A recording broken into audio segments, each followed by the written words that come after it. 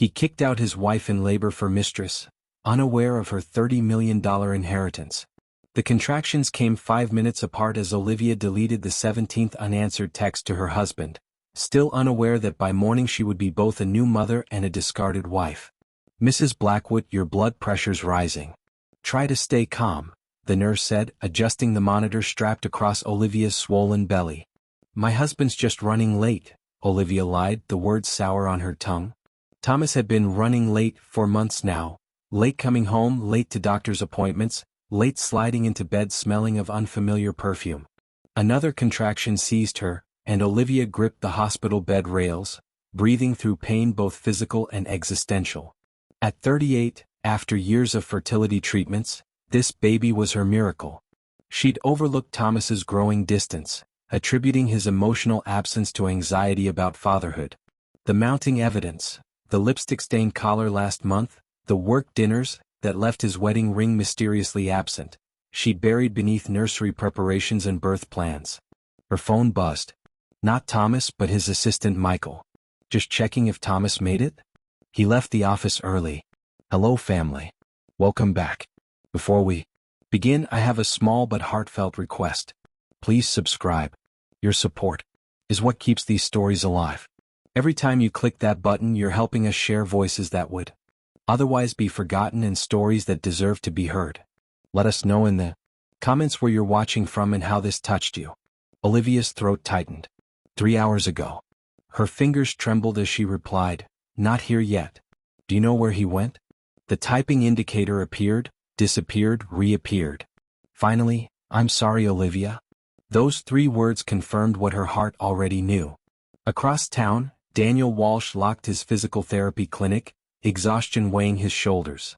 At 35, he built a practice specializing in pediatric rehabilitation, finding purpose in helping children overcome physical challenges. His day had been particularly draining, 8 appointments including a 4-year-old recovering from a car accident that had killed her father. Daniel's phone chimed with a text from his brother. Another blind date offer from Lisa's friend. "Interested?" He typed back, "Not ready yet. Still sorting through the Vanessa fallout." 3 months since his fiancée had left, claiming she'd outgrown their relationship.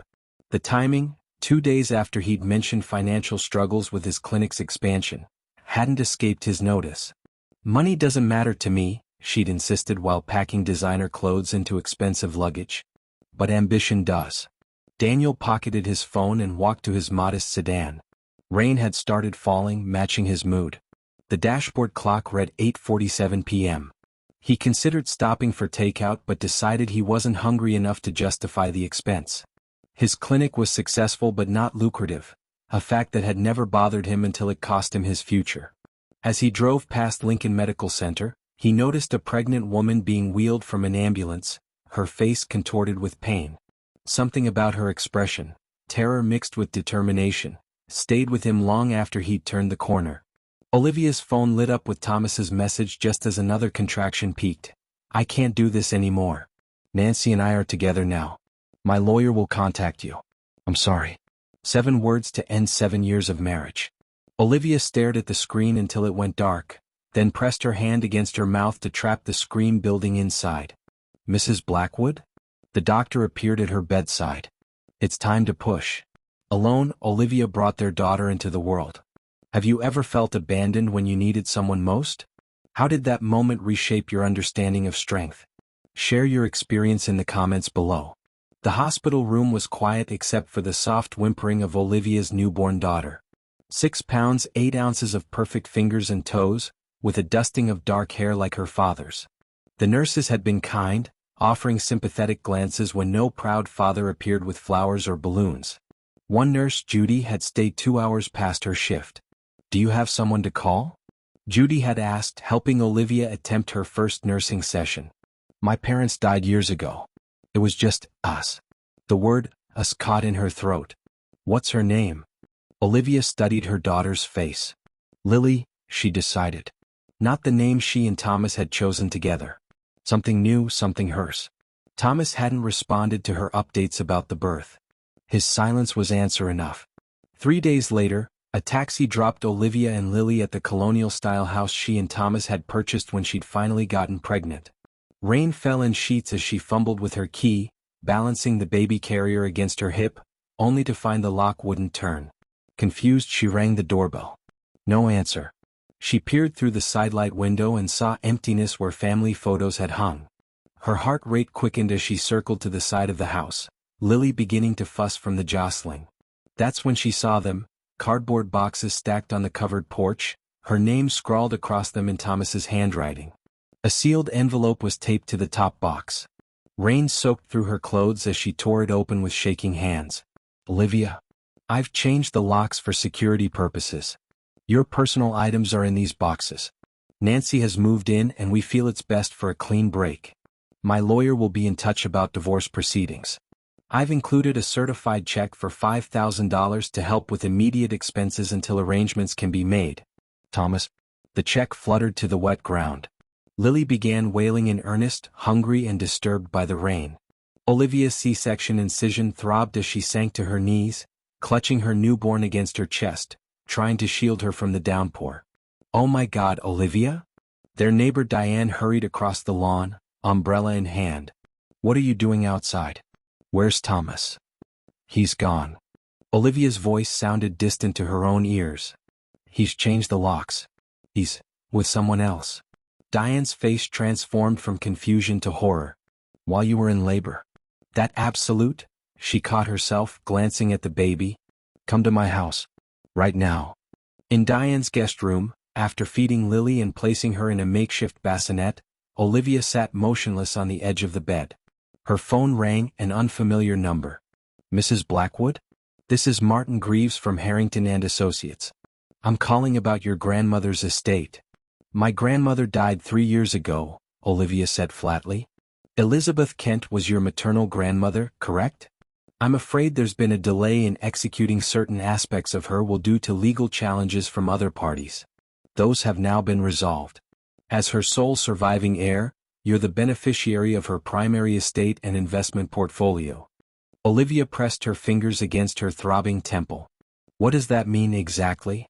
It means, Mrs. Blackwood, that you've inherited approximately $30 million. The room seemed to tilt sideways. 30 million? The exact figure will depend on market fluctuations, but yes. We should meet as soon as possible to discuss the transfer of assets.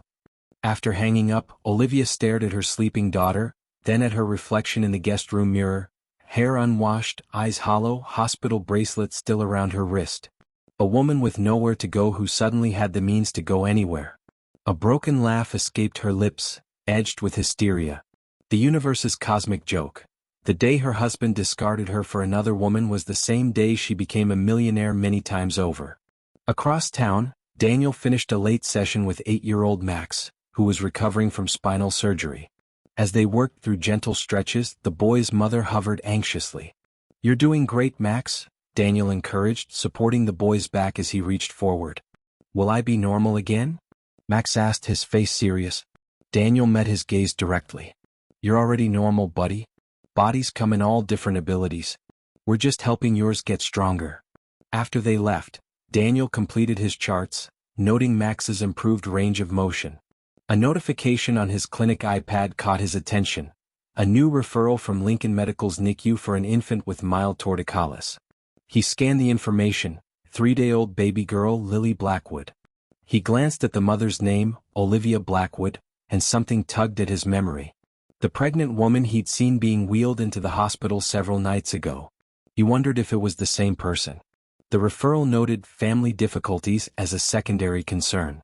Reading between the lines, Daniel recognized the clinical shorthand for a struggling home situation.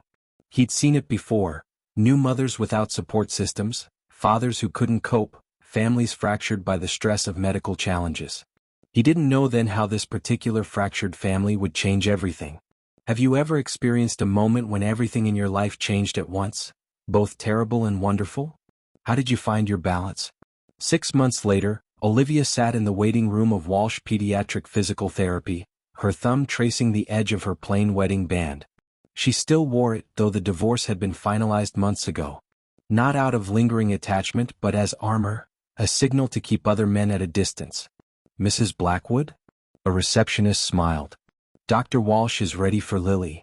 Olivia gathered her daughter, now supporting her own head and tracking movements with alert blue eyes. The pediatrician had recommended therapy for Lily's slight torticollis, a tendency to favor turning her head to the right that could cause developmental delays if untreated. She followed the receptionist to a brightly colored room filled with specialized infant equipment. A man knelt adjusting a small mat, his back to the door. When he turned, Olivia was struck by the warmth in his expression. "You must be Lily," he said softly to the baby, then stood to greet Olivia. "I'm Daniel Walsh. Please have a seat." Something about his direct gaze made her grip Lily tighter. Since Thomas's betrayal, Olivia had carefully constructed her new life to minimize human connection. She'd purchased a modest 3-bedroom home in a quiet neighborhood, despite her wealth. She drove a practical SUV rather than the luxury vehicles her accounts could easily afford. She'd told no one about her inheritance except her financial advisors, preferring the protective shield of being underestimated. "So," Daniel said, reviewing Lily's chart, "Dr. Myers noted some concerns about limited neck rotation. Has she been favoring her right side since birth?" "Yes." Olivia's response was clipped. "The doctor said it's mild but should be addressed." Daniel nodded. "May I?" He gestured toward Lily. Reluctantly, Olivia handed over her daughter. His hands were gentle as he supported Lily's head, testing her range of motion with subtle movements. "She's responsive, which is excellent. The muscle tightness isn't severe." He demonstrated exercises. "We'll want to do these several times daily. Could you try?" As Olivia mimicked his movements with Lily, she noticed him studying her with professional interest. "You seem very protective of Lily," he observed. "I'm her mother." "Of course. I just meant that sometimes torticollis creates anxiety for parents. It's completely treatable." "I'm not anxious about her condition," Olivia said coldly. "I simply take her well-being seriously." Something flickered across his features, not offense but recognition. "I apologize if I overstepped. We'll need weekly sessions for about 2 months. I can work with another therapist here if you'd prefer a woman." His offer to step aside irritated her irrationally. "That won't be necessary." After the session, Olivia scheduled the next appointment with minimal conversation. In her car, she found herself searching Daniel Walsh online, a professional reflex from her former career in corporate communications. His clinic website featured testimonials from grateful parents. A local news article detailed how he'd started his practice after working with children injured in a school bus accident. Nothing about a wife or family. Nothing suspicious. That night, as Olivia performed Lily's exercises, she caught herself remembering the therapist's hands, confident but gentle. It unsettled her. She hadn't noticed a man's hands since Thomas. Daniel mentioned his encounter with Olivia to his brother over their weekly dinner. "She had walls higher than the Hoover Dam," he said, cutting his steak. "I've worked with single parents before, but this was different." "Maybe she's just private," his brother suggested. Daniel shook his head. "It was like she expected me to harm her or her daughter somehow." The defensiveness seemed. He searched for the right word. "Earned. Meaning?" "Meaning someone hurt her badly." Daniel put down his fork. "I see it in kids sometimes after accidents or abuse. They brace for pain even during gentle contact." "You're overthinking a professional interaction," his brother said. "Not everyone's a case study." "Perhaps." But Daniel couldn't shake the image of Olivia's face when he'd asked to hold Lily, as if surrendering her child even momentarily might end in catastrophe. At their next session, Olivia arrived precisely on time, neither early nor late. She'd applied makeup and styled her hair, armor of a different kind.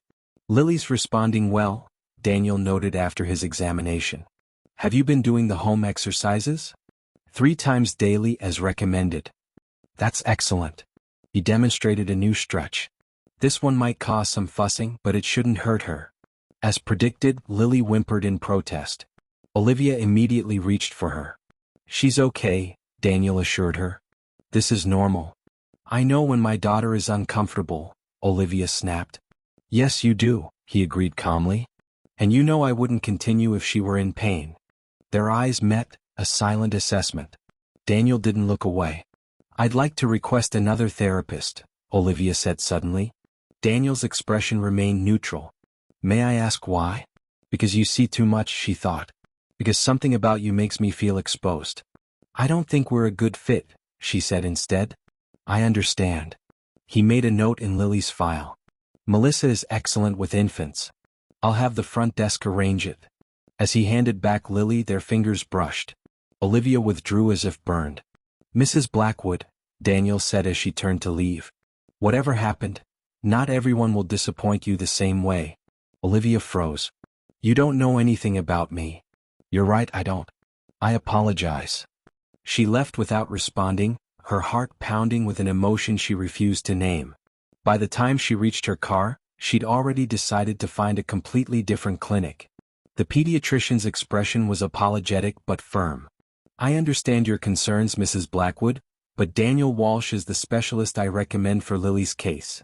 There must be other qualified therapists, Olivia insisted. Dr. Myers removed her glasses. Of course there are. But Dr. Walsh pioneered a technique specifically for infants with this particular presentation. His outcomes are exceptional. She hesitated. May I speak frankly? Olivia nodded stiffly. The most important factor in Lily's development isn't the technical expertise, though that matters, but consistency of care. Switching providers repeatedly disrupts progress. The doctor's voice softened. Is there a specific concern about Dr. Walsh's treatment approach? How could Olivia explain that her objection wasn't professional but personal? That something about his perceptiveness made her feel vulnerable in ways she couldn't afford? No, she admitted. His approach seems appropriate. Then I strongly encourage you to continue with him. 6 more weeks could prevent years of complications for Lily. When Olivia reluctantly returned to Walsh Pediatric Therapy, Daniel greeted her with professional courtesy, no hint of their previous tension. I'm glad you came back, he said simply. Lily's at a critical developmental stage. Their session settled into a cautious routine. Daniel focused on Lily, maintaining respectful distance from Olivia's invisible boundaries. Gradually, her vigilance eased as Lily began showing improvement, her head position normalizing, her ability to track objects expanding. During their 4th session back, a thunderstorm knocked out power to the building. Emergency lights should engage, Daniel said calmly when the room plunged into darkness. Dim backup lighting flickered on, casting long shadows. Outside, thunder crashed and Lily began wailing. It's okay, sweetie, Olivia murmured, but Lily's cries intensified. May I? Daniel asked, and without waiting for permission, he lifted Lily from the examination table, cradling her against his chest. He began humming a low, steady tune, his hand making gentle circular motions on her back. To Olivia's surprise, Lily's cries subsided. Daniel continued humming, swaying slightly as he moved toward the window. Look, Lily, he said softly. Just water falling down. Nothing to worry about. Watching him comfort her daughter with such natural ease, something cracked in Olivia's carefully constructed defenses. You're good with her, she admitted. Daniel glanced over, surprise evident at her voluntary comment. I have 11 nieces and nephews. Lots of practice. 11? Big Irish Catholic family. I'm the odd one out, only Walsh brother not married with kids.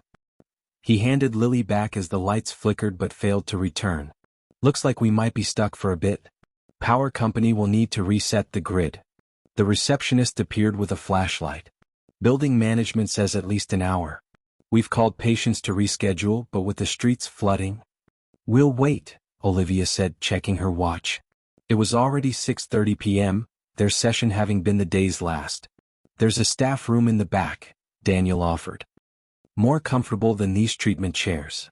The small break room had a couch and kitchenette. Daniel found shelf-stable milk for Lily's bottle and made coffee for the adults. Black okay? He asked, handing Olivia a mug. We're out of cream. Budget cuts. He smiled self-deprecatingly.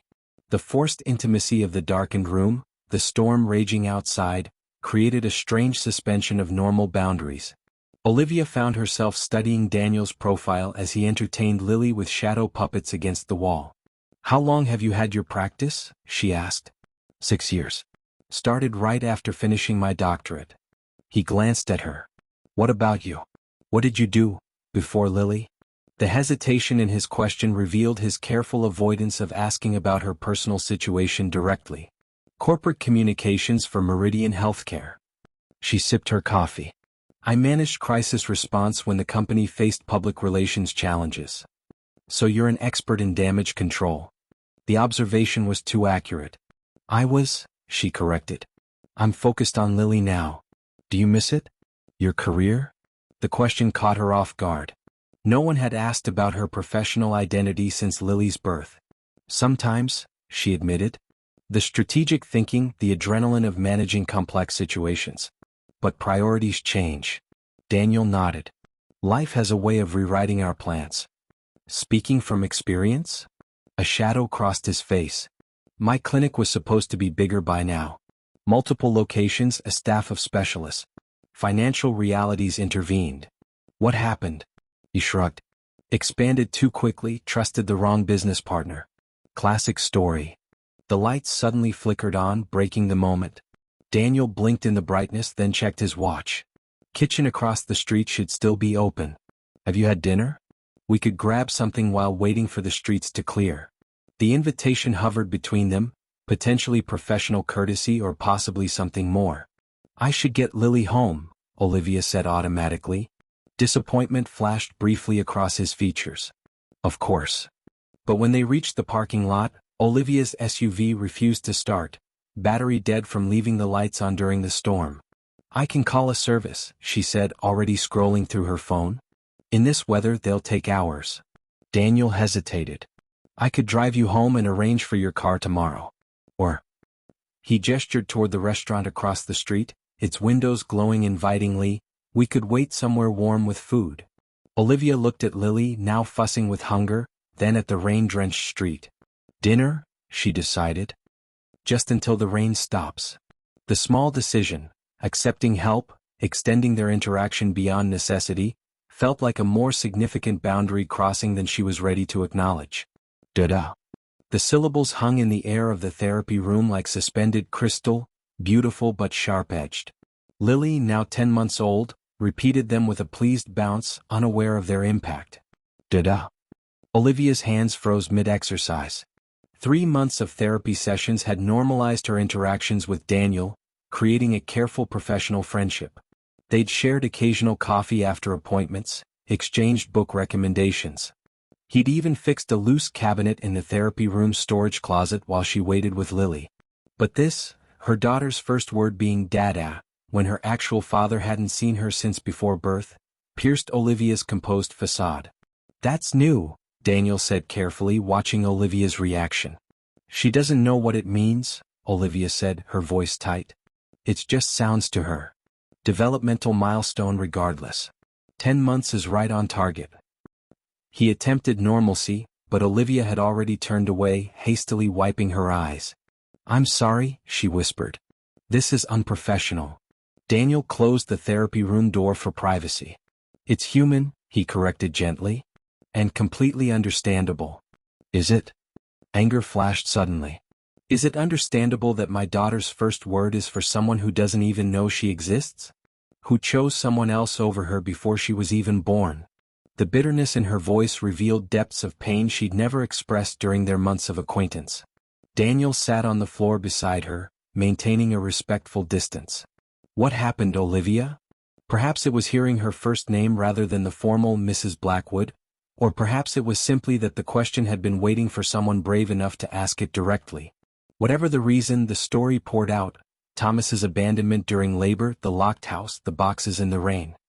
He texted me, she finished, her voice hollow. A text message to end our marriage while I was delivering our child. Daniel's expression darkened. That's beyond cruel. The divorce was finalized when Lily was 3 months old. He waived all parental rights in exchange for me not seeking spousal support. She laughed bitterly. He thought he was getting the better deal. Has he tried to contact you since? No. His new life with Nancy apparently doesn't have room for his inconvenient first family. Olivia stroked Lily's hair. Sometimes I'm grateful. Better no father than one who resents her existence. Daniel was quiet for a moment. My fiancée left 3 weeks before our wedding, he finally said. She'd been having an affair with my business partner, The same one who nearly bankrupted my practice. Olivia's eyes widened. Daniel, I'm so sorry. He shrugged, the casual gesture belied by tension in his shoulders. Found out they'd been planning it for months. Waiting until after I'd signed the lease on a second clinic location that I couldn't afford alone. His jaw tightened. The night she left, she said she needed financial security that I couldn't provide. That's terrible. It was a year ago. I've mostly made peace with it. He met her gaze. But it changed how I approach relationships. Made me question my judgment. The parallel between their experiences, betrayal by those who'd promised loyalty, created a new understanding between them. For what it's worth, Olivia said softly, I think your judgment is excellent. Lily adores you. His smile reached his eyes. High praise from my toughest client. The moment might have continued, but Olivia's phone rang. A call from her financial advisor she couldn't ignore. I need to take this, she said apologetically. Daniel nodded, turning his attention back to Lily while Olivia stepped into the hallway. Ms. Blackwood, we need your decision on the Westlake investment property, her advisor said without preamble. The offer expires tomorrow, and at $32 million, it's well above market value. Olivia glanced through the window at Daniel playing with Lily. Can we discuss this later? I'm in the middle of something. Of course. Shall I tell them we're countering at 35? Given the location. 28 is fine, she interrupted. Just handle it. I trust your judgment. She ended the call and returned to find Daniel helping Lily stand, supporting her tiny hands as she wobbled on uncertain legs. Everything okay? He asked, noting her distracted expression. Fine. Just work. The lie came automatically. She'd become adept at hiding her financial reality, fearful it would change how people saw her, or worse, what they wanted from her. As they gathered Lily's things, Daniel mentioned a pediatric wellness fair happening that weekend. I'm volunteering at the developmental screening booth. You and Lily should come. Maybe, Olivia said noncommittally. The fair was being held at Lincoln Center Mall, the same upscale shopping center where Thomas had proposed 7 years earlier. She'd avoided it since their separation, unwilling to revisit memories of happier times. But Saturday morning found her pushing Lily's stroller through the mall entrance, drawn by something stronger than painful associations. She spotted Daniel at a booth decorated with colorful developmental milestone charts. He was demonstrating exercises to a young couple with twins, his manner engaged and encouraging. Watching him work, Olivia felt a warmth that had nothing to do with the crowded mall's temperature. Olivia. The voice from behind her sent ice through her veins. She turned slowly to find Thomas standing there, a blonde woman clutching his arm possessively. Nancy, presumably. What a surprise, Thomas said, his gaze dropping to Lily. Something flickered in his expression. Regret? Curiosity? Is that my daughter? Olivia said pointedly. Yes. Nancy shifted uncomfortably. Thomas, we should go. Our reservation. In a minute. He stepped closer, examining Lily with clinical detachment. She has my mother's eyes. She has her own eyes, Olivia corrected coldly. Thomas's attention shifted to Olivia, taking in her simple jeans and sweater. You look, well, better than expected actually. Divorce suits you. Being free of you suits me, she replied evenly. His mouth tightened. Still bitter, I see. I had hoped you'd moved on, found someone new. His gaze drifted past her toward Daniel's booth. Although it seems perhaps you have. A doctor? Well done. Upgrading financially was always your concern. The accusation struck like a physical blow. You know nothing about my life now. I know you've landed on your feet remarkably well for someone who was completely dependent on me. His smile didn't reach his eyes. Nice diaper bag, Burberry, isn't it? And that stroller costs more than my first car. Olivia hadn't considered how her unconscious spending might appear. Even trying to live modestly, her tastes had adjusted to her means. Thomas, seriously, we're late? Nancy tugged his arm more insistently. Coming, darling. He leaned closer to Olivia. For what it's worth, I am sorry about how things ended. It wasn't personal. Abandoning your wife during childbirth is as personal as it gets, Olivia replied, her voice steady despite the trembling in her hands. As they walked away, Olivia became aware of Daniel standing beside her. Friend of yours? He asked quietly. Thomas, she said, the name bitter on her tongue. And his Nancy. Understanding dawned in Daniel's eyes. Ah. He looked in the direction they'd gone. Want me to accidentally spill coffee on him? I have excellent aim. The unexpected offer of petty revenge startled a laugh from Olivia. Tempting, but no. You okay? She considered the question seriously. Yes, she realized. I am. And standing there with Daniel's concerned gaze on her face and Lily babbling happily in her stroller, Olivia was surprised to discover it was true. Have you ever shared your vulnerabilities with someone and found unexpected strength in that connection? Are you sure about this? Olivia asked, watching Daniel hang streamers across her living room ceiling. First birthday parties are more for the parents than the baby. Exactly why you should have one, Daniel replied, balancing precariously on a chair. To celebrate surviving your first year as a mom. No small achievement. In the month since their encounter with Thomas at the mall, something had shifted in Olivia and Daniel's relationship. The careful professional boundaries had softened into genuine friendship. When she'd mentioned Lily's upcoming birthday with ambivalence, Daniel had volunteered to help with preparations. Besides, he added, taping a balloon cluster to the wall, Lily deserves to have these memories captured, even if she won't remember them herself. Olivia smiled, touched by his understanding of what she hadn't articulated, her desire to create normal childhood experiences for Lily despite their unconventional family structure. Hand me that tape? Daniel stretched toward the coffee table. As Olivia reached to pass it to him, the chair wobbled. Daniel lost his balance, grabbing for the nearest support, which happened to be Olivia. They tumbled together, Daniel twisting mid-fall to avoid crushing her, landing with a thud on the carpet. Are you okay? He asked immediately, his body partially covering hers. Fine, Olivia breathed, suddenly aware of his proximity, the warmth of his chest against her shoulder, his face inches from hers. For a suspended moment, neither moved. Olivia could feel his heartbeat accelerating to match her own. His eyes dropped briefly to her lips before he abruptly rolled away, sitting up with forced casualness. Sorry about that.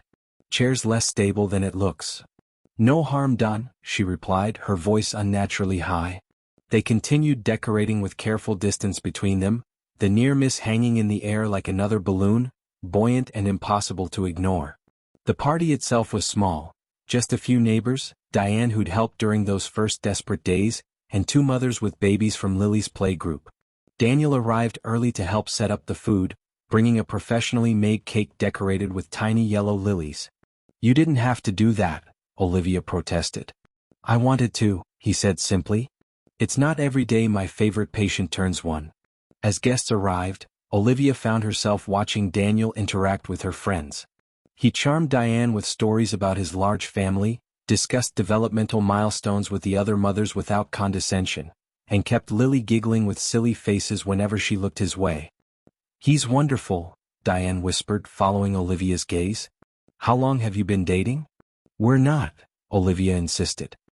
He's Lily's physical therapist. Diane's eyebrow arched skeptically. Therapists don't normally attend their patients' birthday parties. Or look at mothers the way he looks at you when you're not watching. Heat crept into Olivia's cheeks. It's not like that. If you say so, honey. Diane patted her arm. But just so you know, not every man is Thomas. After cake and presents, the party wound down. Lily, overwhelmed by excitement, fell asleep in her high chair, frosting still smudged on her cheek. As the last guest departed, Daniel began quietly cleaning up while Olivia put Lily to bed. When she returned to the living room, she found most of the debris cleared, Daniel rinsing plates in the kitchen sink. You didn't need to do that, she said, taking a dish towel to dry what he'd washed. Partnership of labor, he replied easily. Besides, you've had your hands full all day. They worked in companionable silence until Daniel spoke again. Lily had a great time. You're a wonderful mother, Olivia. The simple validation, something Thomas had never offered, touched a raw place inside her. Thank you for today, she said softly. For all of it. Lily doesn't have many people who. She struggled to find the right words. Who put her first? Daniel suggested. Yes. Their eyes met with perfect understanding. After the dishes were done, they settled on the couch with glasses of wine, the remains of the birthday cake between them. So, Daniel said, breaking a comfortable silence. Lily's torticollis is completely resolved. Her range of motion is perfect. Olivia's heart sank. Does that mean her therapy is finished? Technically, yes. He traced the rim of his wineglass.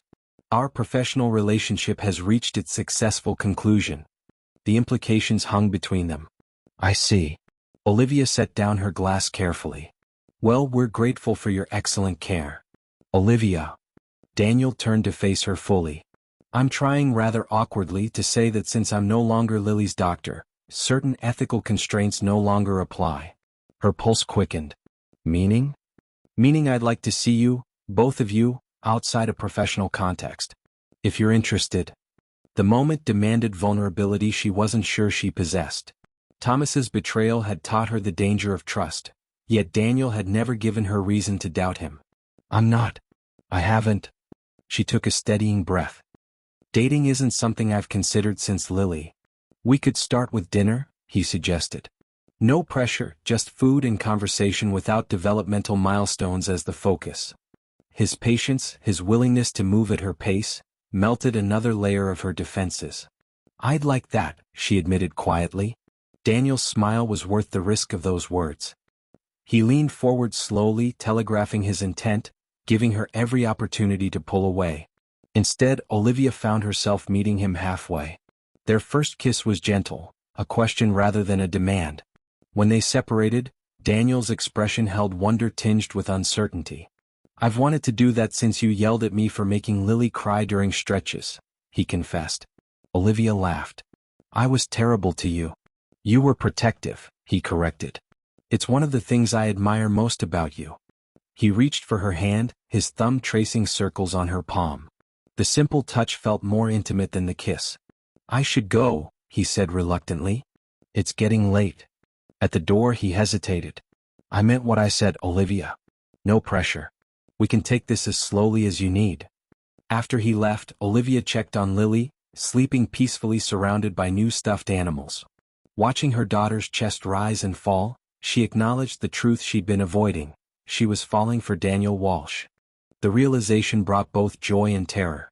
Opening her heart again meant risking another devastation. But for the first time since Thomas's betrayal, the possibility of happiness seemed worth the danger. Olivia stared at the legal document in disbelief. He's filing for partial custody? After a year of no contact. Her lawyer nodded grimly. Thomas is claiming he's had a change of heart, and wants to establish a relationship with his biological child. This is absurd. He signed away his parental rights. Actually, he didn't, the lawyer corrected. He waived claims to custody and support in your separation agreement, but he never legally terminated his parental rights. Technically, he's still Lily's legal father. Olivia's hands trembled. Why now? Why after all this time? That's what we need to discuss. The lawyer leaned forward. Ms. Blackwood, I need to understand your financial situation to properly represent you. Thomas's petition mentions significant changes in circumstances that should affect support calculations. Cold realization washed over her. He knows about the inheritance. Does he have that information? Not from me. Olivia's mind raced. But last month at the mall he commented on Lily's stroller, my handbag. I didn't think about it then, but he seemed surprised by what he perceived as my financial stability. Rich ex-wives make tempting targets, the lawyer said bluntly. Especially for men facing their own financial difficulties. What do you mean? Public records show Thomas's new business venture failed spectacularly. There's a bankruptcy filing from last month. The lawyer's expression was grim. Now suddenly he wants access to his daughter, and by extension, potentially her mother's resources. Olivia felt physically ill. He's using Lily to get to my money. We can't prove motive, but the timing is suspicious. I need to know what we're dealing with, Ms. Blackwood. What exactly are your financial resources? Reluctantly, Olivia outlined the inheritance. The properties, investments, and liquid assets totaling well over $30 million. The lawyer whistled softly. That changes our strategy considerably. With these resources, Thomas could claim you've been hiding assets that should have been considered during the divorce. But I didn't know about the inheritance until after he left me. We'll need documentation proving exactly when you received notification. The lawyer made notes. In the meantime, I recommend discretion regarding your relationship with Dr. Walsh. Olivia blinked in surprise. How do you know about Daniel? Thomas's filing mentions your romantic involvement with Lily's healthcare provider as a concern. The lawyer's expression softened slightly. Courts generally don't care who parents date unless it affects the child's well-being. But given what's at stake financially, expect Thomas to use anything he can to paint you in a negative light. Driving home, Olivia's thoughts churned. The idea of Thomas inserting himself into Lily's life, their lives, after all this time was unbearable. Worse was knowing his motivation was financial, not paternal. She hadn't told Daniel about her inheritance. At first it was self-protection. Later, it was fear that revealing her wealth might change their dynamic. Now, with Thomas threatening their fragile happiness, the secret felt increasingly untenable. When she arrived home, the babysitter mentioned that Daniel had stopped by with soup because Olivia had mentioned feeling under the weather that morning. He seemed really concerned, the young woman added. Said to call him when you got home regardless of the time. Olivia thanked her, then sank onto the couch after she left, emotionally exhausted. She should call Daniel, but how could she explain the situation without revealing everything? Her phone buzzed with his text. Hope you're feeling better. Chicken soup in the fridge. Call if you need anything at all. His thoughtfulness only intensified her guilt about her omissions. The following morning, Olivia dropped Lily with the sitter and drove to Daniel's clinic, determined to have an honest conversation. She arrived during what should have been his lunch break, but his car was still in the parking lot. The receptionist waved her toward the back. He's finishing paperwork in his office.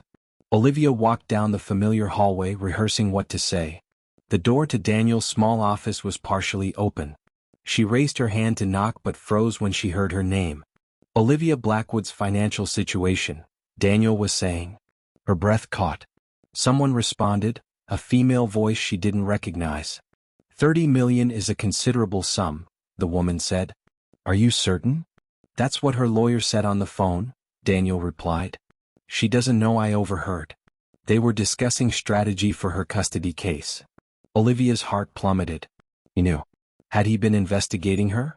Well, the woman continued, that certainly changes things. With resources like that, the expansion plans could move forward immediately.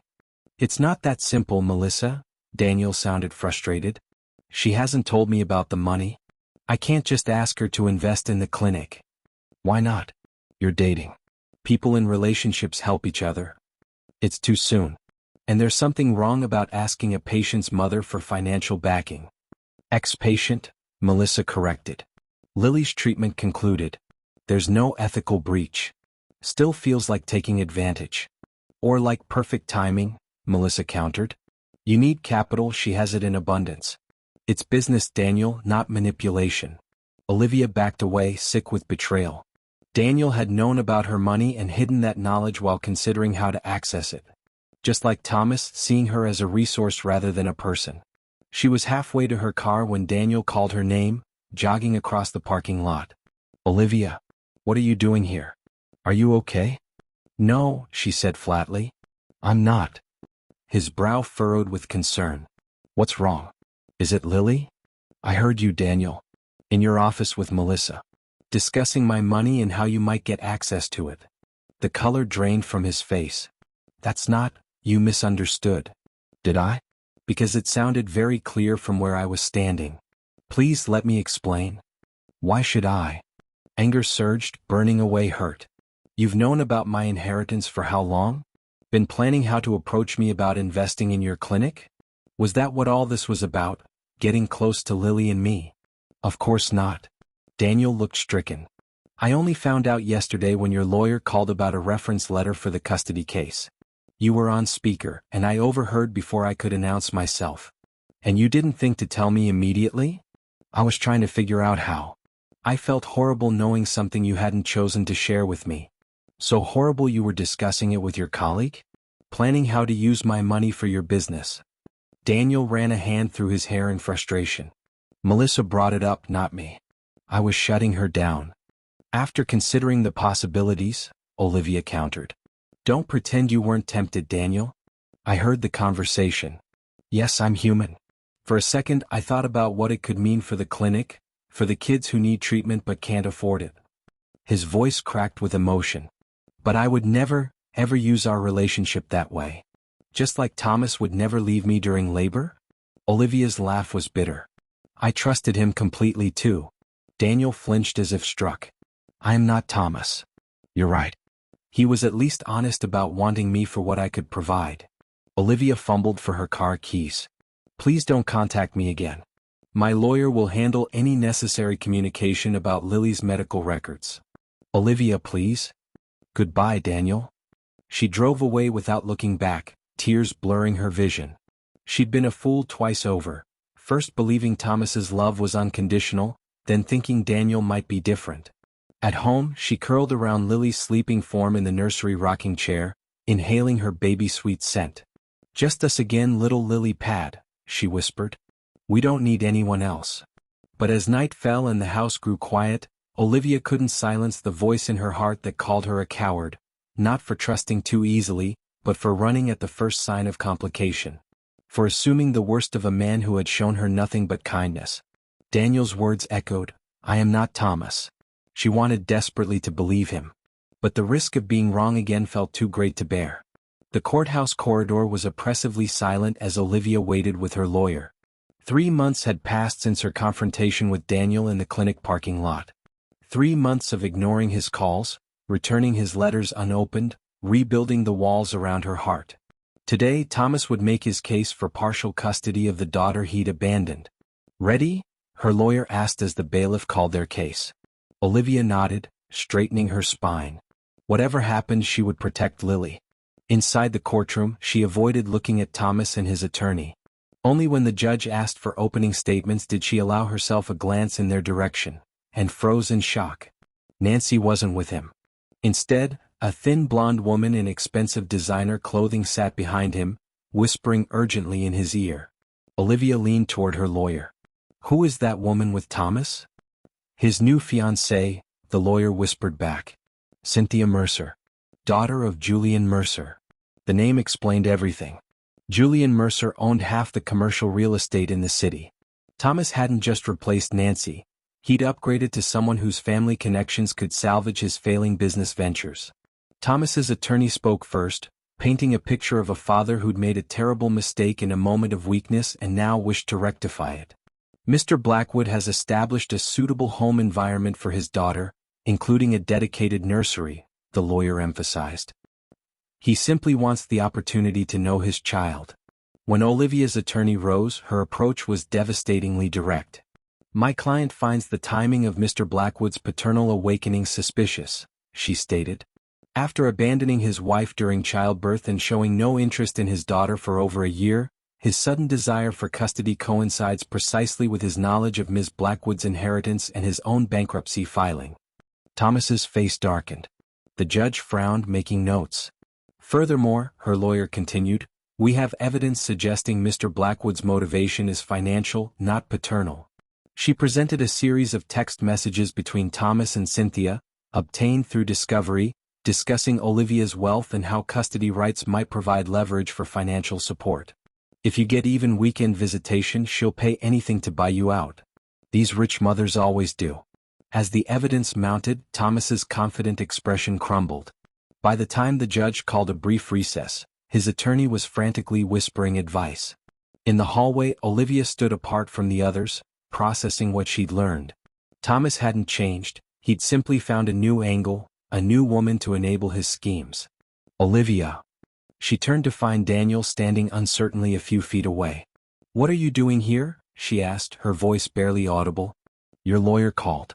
She thought my testimony about Lily's development and your parenting might help. He hesitated. I can leave if you want.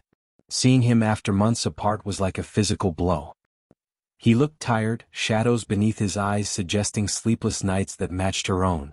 No, she found herself saying. Stay. If it helps Lily. That's all I want, he said simply. To help. Before she could respond, her lawyer appeared. We're being called back in. They want to settle. Inside the courtroom, Thomas's attorney announced that his client wished to withdraw his petition for custody. My client recognizes that disrupting his daughter's stable environment would not serve her best interests at this time, the lawyer stated smoothly. He asks only for minimal visitation rights to establish a relationship gradually. The judge turned to Olivia. Miss Blackwood, are you amenable to supervised visitation? Olivia felt all eyes on her, her lawyers, the judges, Daniels and Thomas's. In that moment of decision, she understood that her response would shape not just the legal outcome but her own healing. No, Your Honor, she said clearly. I believe the evidence shows Mr. Blackwood's interest is not in my daughter's welfare but in access to my financial resources. The judge nodded thoughtfully. Given the evidence presented, I'm inclined to agree. Petition for custody and visitation denied. Mr. Blackwood, you may reapply in 1 year if you can demonstrate genuine interest in your child's well-being rather than her mother's bank accounts. Thomas's face contorted with rage, but Cynthia's hand on his arm prevented whatever outburst might have followed. Outside the courthouse, rain fell in a gentle mist. Olivia stood under the overhang, watching Thomas and Cynthia hurry to a waiting car without looking back. Can I drive you home? Daniel asked, appearing at her side. It's raining. Olivia studied his face, the earnest concern, the careful distance he maintained, respecting the boundaries she'd established. Why did you come today? She asked. After how I treated you. Because Lily deserves everything good in the world, he answered simply. And so do you. Something broke inside Olivia, not in the shattering way of her marriage's end, but like ice cracking in spring, releasing what had been frozen beneath. I was wrong, she admitted, the words difficult but necessary. I jumped to conclusions because I was afraid. You had reason to be cautious, Daniel acknowledged. But Olivia, I need you to hear this. I never cared about your money. Not for a second. I know that now.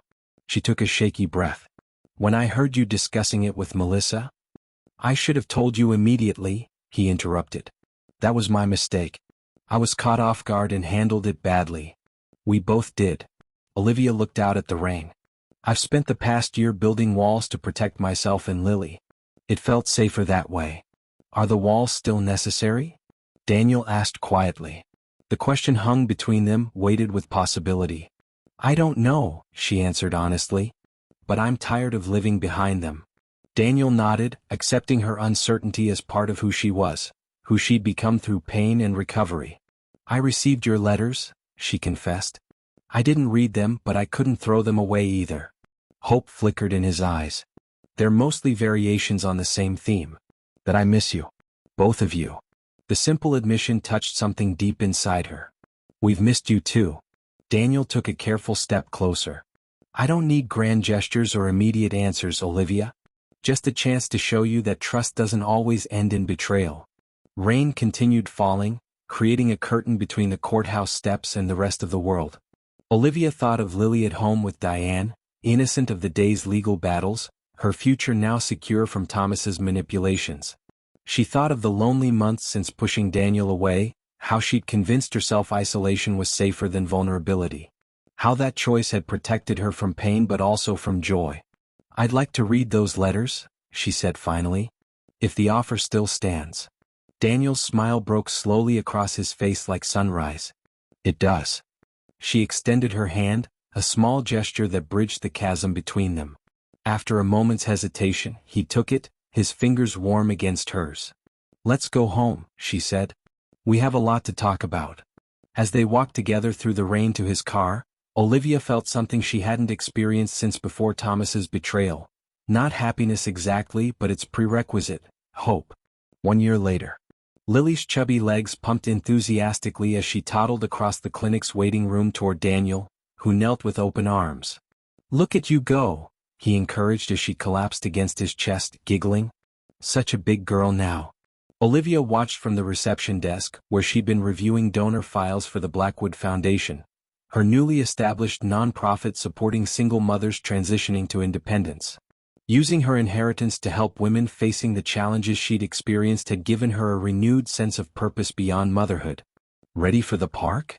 Daniel asked, lifting Lily onto his shoulders. I heard the ducks missed you yesterday. Ducks. Lily agreed enthusiastically, patting his head. Outside, spring sunshine warmed the three of them as they walked the short distance to the neighborhood park. Daniel's clinic had moved to larger quarters 6 months ago, funded through a community healthcare grant rather than Olivia's resources.